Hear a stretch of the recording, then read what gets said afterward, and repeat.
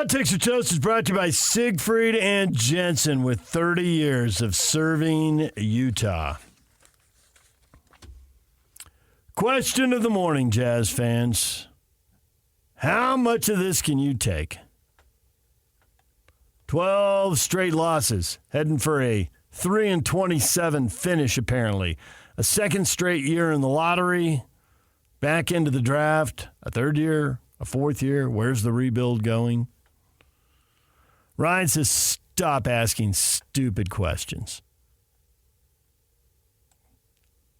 Seems like it's the question when Jazz fans talk. Jared says, I love it.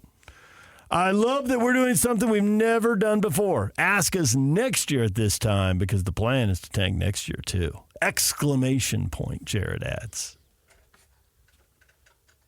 He's already writing off 24-25. Well, it doesn't look like they're going to be any good in 24-25. It would take multiple trades, wouldn't it? All sorts of stuff. Sure, yeah. Steve says, I've been a Jazz fan for 40 years. And for the first time, I pulled the trigger and stopped watching. The product they put on the court is embarrassing and a disgrace to the uniform. Well, the product does suck. I mean, there's no other way to say it. We can spin it as much as they want. Will Hardy got to the podium last night and talked about the his point in his first thing they put on the air was, basically we've got to be better in the first quarter. I mean, that just tells you they're not only losing, they're getting blown out right from the start of the game. It's routine. Yeah, I think they ought to just skip the post game. There's no point in him getting up there and just saying a bunch of words just because it's required. It's a waste of time. I mean, there's nothing to be proud of. Nick says I stopped watching months ago, except for the one game on a junior Jazz ticket that I took my 10-year-old to. Yeah.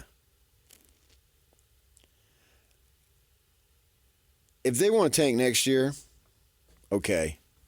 It's sort of in an unusual situation because you can't come out and say we have no intentions of winning, but you can tell us. You can't tell us. You can show us. With how the roster is put together. Yeah, and so just go ahead and do that then. Just really, really suck. Get rid of, do like you're doing now, only get rid of those guys. Get rid of Markkanen then.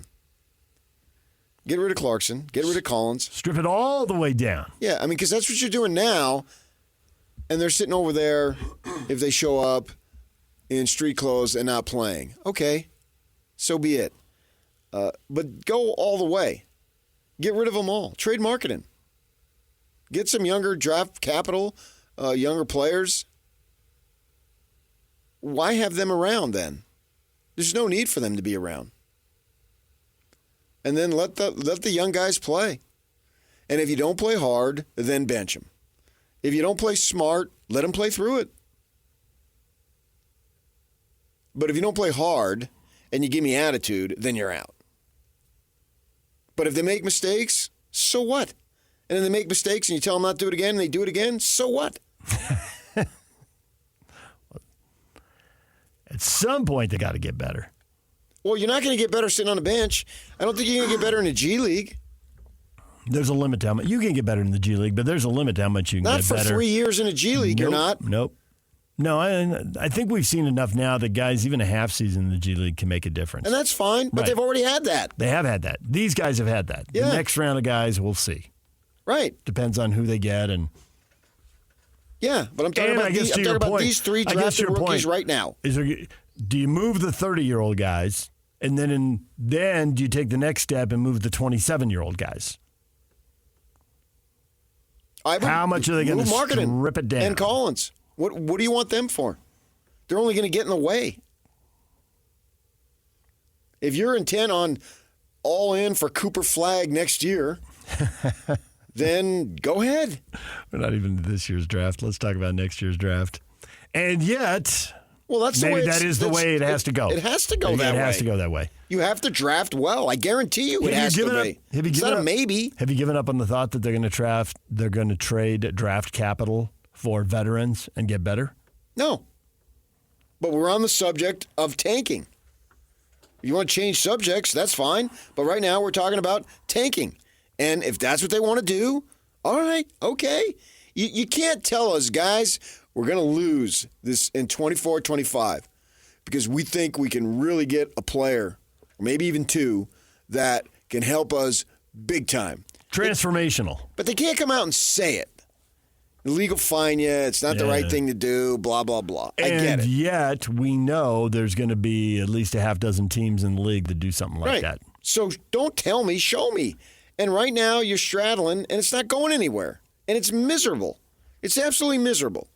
This is the worst that it's ever been. 8th. Get a top 5 pick. Supposed to be all these great players at the top of the 2025 draft. Well, then go all in. Yeah. And in order to be all in, you've got to get rid of these other guys. I mean, and I know marketing, trust, blah, blah, blah, blah, blah, blah, blah. It's just math here. He's got 5. He should have 5 really good years in the league. Maybe more than that. But he should have 5 really good years in the league. If this rebuild's going to go 5, then you're going to burn 3 of them. That doesn't make any sense to me.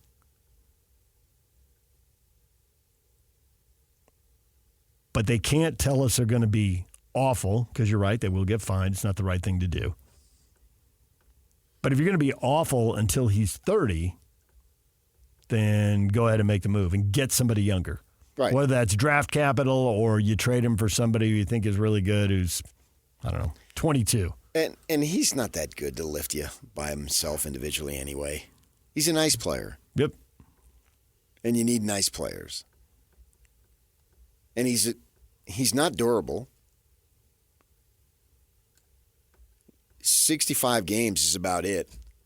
And I know he sat this year. Well, okay, when he was 21, 22, 23, he was still sitting. 2 of those years, they didn't play 82 games. He never plays 82 games. Every year he didn't play 82 games. Didn't really play 72. So, I mean, great. 2 of those years. Yeah.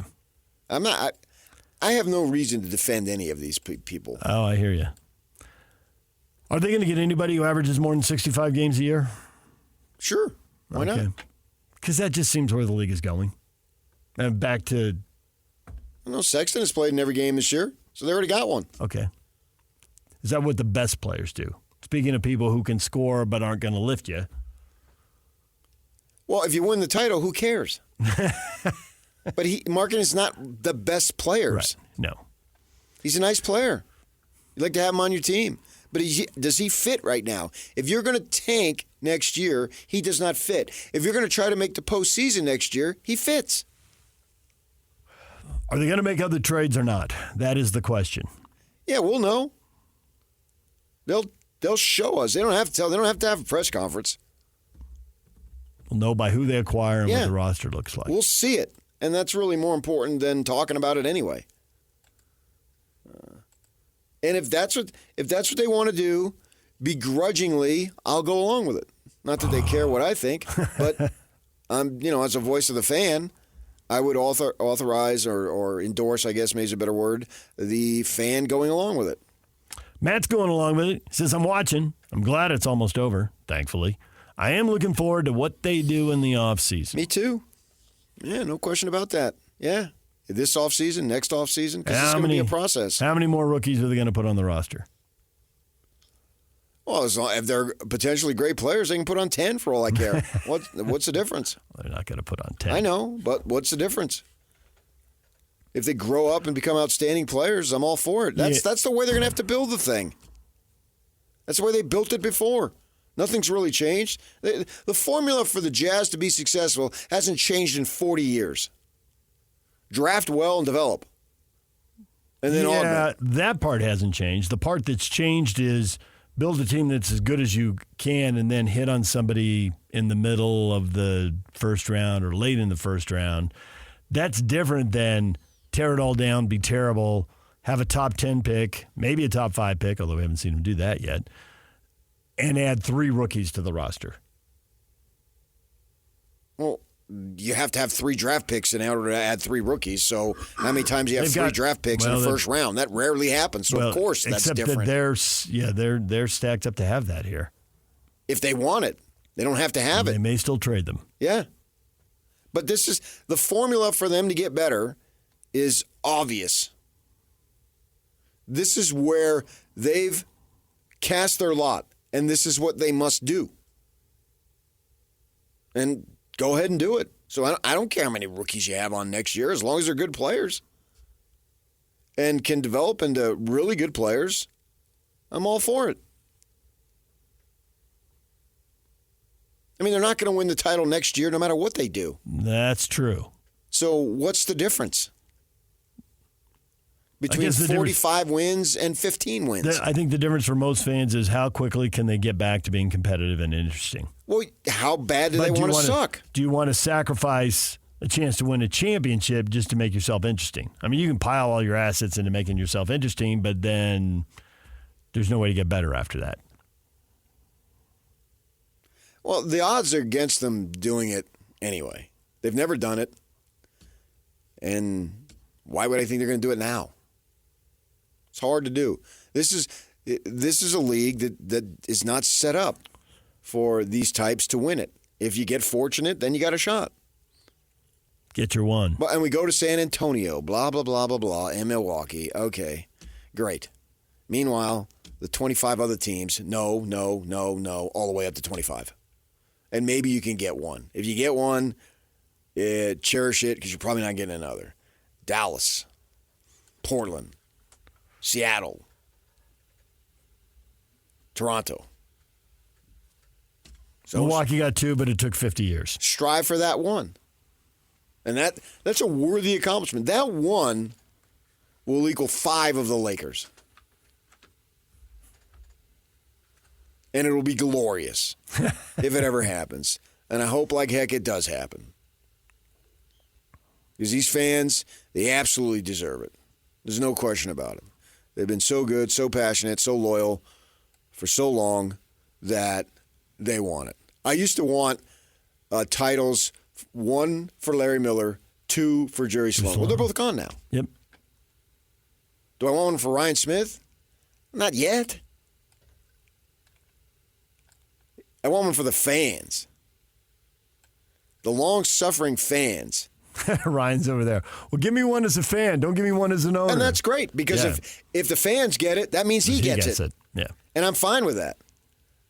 And if you want to go from the fan perspective, put him in there. Right. He's talked about being in that club. Being a fan since he was a junior jazz player. So that would be even sweeter.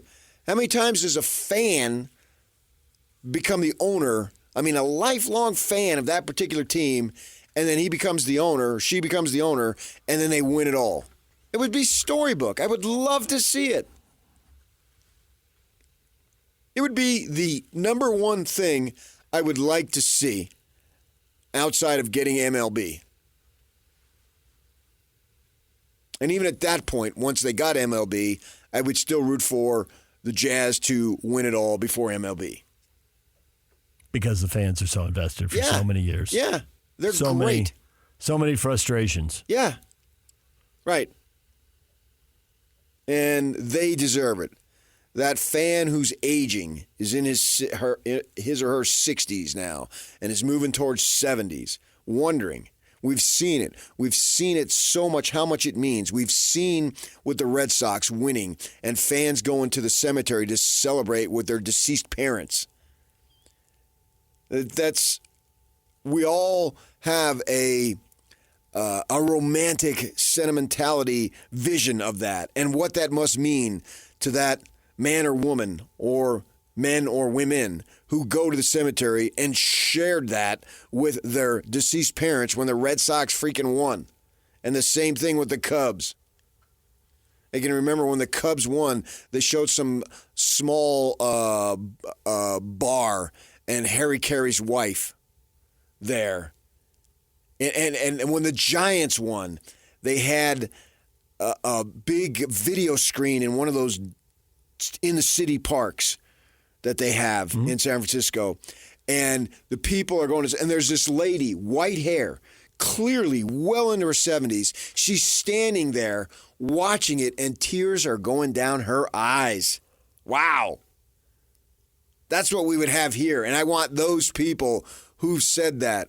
I told you there was a lady in the neighborhood to this day, I'm not even sure if she's still living, but she said 3 words to me. She's only said 3 words to me the entire time.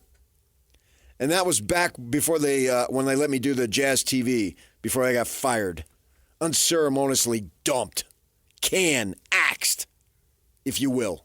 And you got to stay on, but I didn't. And so I used to do it then. And so she would watch. Older lady, well into her 70s, probably, I don't even know if she's still living. And she looked at you and she said, Jazz going to win? No. Oh. I'm trying to figure. You got 3 words, Yock? Take a guess here before he tells us. It's not Jazz going to win. I've told you this story. I know you haven't. I've forgotten. I know. Come on, Yock, remember it. You've got a better memory than me. You're younger. You're here's sprier. the thing. I've heard this story before, and I can't remember what the 3 words were. You'll laugh. At the time, they made a change to the broadcasting folk. Oh, okay. They took Ron Boone off the television, put him on radio. I remember this. So he now. wasn't around visually. And Where's she'd the watch him. booner? Yep. Where's the booner? She Where's looked the at me, booner? Where's the boner? And I stood up real straight. They moved him to the radio. He's available there. You can catch all the games. His voice is still there. They just made a change on the television. And I was nervous that she would accept the answer. Like you had anything to do with it. She might club me, kick me in the shin if she didn't accept it. So that's the type of Jazz fan. And honestly, I do not know if that lady is still alive. And that's the type of Jazz fan that we deal with all the time. I went down to St. George over the weekend. The guy sees me, man. He wants to talk about the Jazz. Okay. He says, man, I know you don't want to be bugged about this, but I just want to ask you one thing. One business question. And he said, I want to ask you one business question. I thought, you got an investment or something? I didn't know what he was getting. I mean, I'm an idiot when it comes to business. And so he says to me, you want to talk about the Jazz. That's what he wanted to talk about. And so, yeah, it's just so intense that I want these folks to experience the joy of it. And if we've got to wait 2 or 3 years, well, if you die in those interim of those 2 or 3 years, I guess it sucks for you. But, if they can get on the other side of it, and eventually they will get on the other side of it. If the Clippers under Sterling can get on the other side of it, the Jazz with competent management can get on the other side of it. There's no doubt about it. No doubt in my mind.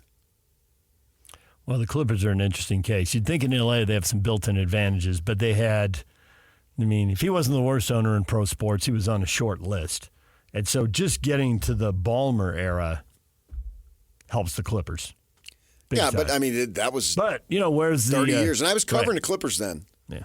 And I can remember I was sitting in press row, and right behind me were 2, I can't remember who they were, but I would know who they were, but I just can't remember. And I can hear their conversation, and they're just laughing about their draft choices that they'd already made because they had a slew of draft picks, and most of them were bombed. And if they weren't bombed, you had like Danny Manning, who ended up with 2 ACLs. And you have 2 ACLs, you end up being a shadow of yourself. Yeah. Miss. Right. Hit And they were with multiple literally injuries. laughing. Yeah. Well, about it it. went like that for a decade. Yeah. Like, oh, man, can you believe it? That guy's the worst 7th pick of the draft, the history of the draft. Oh, that guy's the worst whatever. They were just laughing. I don't think that'll happen here. I think they'll make solid choices because the proof's already in the pudding. Ainge has got a long history, but wouldn't you say that these draft picks so far look like they're solid enough? There's still a long, long way to go when you're evaluating a 20-year-old rookie. But right now, it looked like, okay, for where they were drafted, and like 3 separate 10s, if you broke the draft down into thirds. Early first round, middle first round, late first round. Yeah. I don't think, is there a big-time difference maker, but you don't really expect to get a big-time difference maker there? I guess to your point, you can see why the guys they drafted were drafted where they were. However it pans out for them in their careers. I mean, when you look at, Hendrick's athleticism, how much longer was he going to last? Now, he didn't go earlier because he's really raw. But he's clearly made strides. Right. He's clearly improved. Right. Now, is he going to tap into 10% of his potential or 50% or 90%? I mean, who knows? Remains to be seen. Yeah, I don't think they know. You know, they suspect, they have an idea, they hope, but they don't really know. But you do see why he's there. And sensible, why do you go at the end of the – well, he's got a skill that people in the NBA want. Can he do all the other stuff? He's not going to dominate, but could he stay in the league for a while? Which at that point in the draft, once you're in the back third of the first, can you stay in the league a while? Yeah. Can you stay 5, 6, 7 years? How long can you last? DJ and PK, it's 97.5 The Zone. Coming up next, the University of Kentucky. Who knew when SMU made a decision that it would impact the University of Kentucky? But here we are, and one day, is that going to impact BYU? We will get to that. Mark Pope, Kentucky. We will do that next. Yak, you want another qualifier? You can't tell us who it is, right? Well, they're all randomized. Our last one was Sahith Theegala. So. Okay, so we know one golfer gone. Yeah. Now we get our second qualifier. It's the UNA Golf Masters giveaway. Be caller 12 right now at 801-575-ZONE. Get assigned your golfer for the UNA Golf Masters giveaway. It's all brought to you by UNA Golf, simply the best golf stores in Utah since 1971.